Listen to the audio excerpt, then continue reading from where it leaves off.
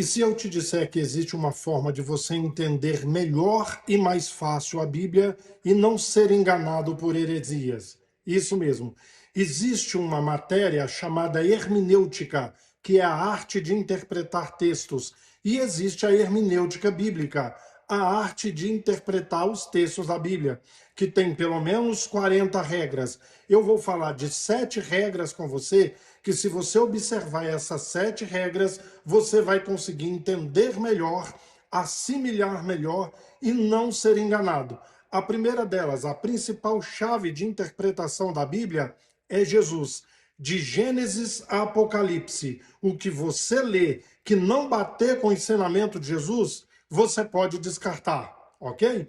Segundo, o contexto. Muitas heresias são feitas porque a pessoa lê o texto, mas o que o resto da Bíblia fala a respeito daquilo?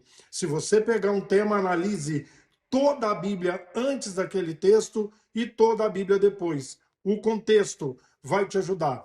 Terceiro lugar, a língua original. A Bíblia não foi escrita em português. O Antigo Testamento em hebraico, com algumas passagens em aramaico, e o Novo Testamento em grego.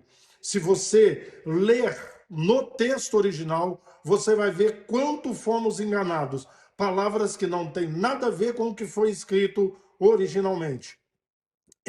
Uma outra é a cultura e o costume da época. Se você entender a cultura e o costume da época em que o texto foi escrito, vai ficar muito mais fácil de você entender. Então busque como era a cultura e o costume da época.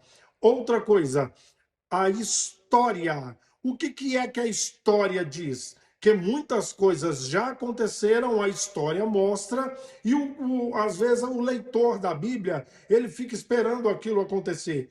E se você também estudar a história da época, você vai entender por que aquilo foi escrito. Outra coisa, a lei. Estude a lei da época em que o texto foi escrito. Estudando também a lei, vai ficar mais fácil você entender por que isso aconteceu, por que fulano falou aquilo, por que isso se deu. E isso tem a ver com a lei da época. E sétimo e último lugar, quem escreveu? Por que escreveu? Qual o objetivo de quem escreveu? O que estava acontecendo que levou aquela pessoa a escrever aquilo?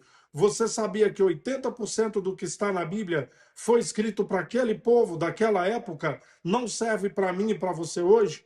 Que até mesmo 80% da Bíblia, muitas coisas, se eu praticar, se eu fizer, e você também, nós somos presos por cometer crime, foi escrito para aquela época, para aquele povo, de acordo também com aquela cultura, com aquele costume e com aquela lei. Observe essas 7 regras, você vai entender melhor, mais fácil e não vai ser manipulado ou enganado a partir desse momento, ok?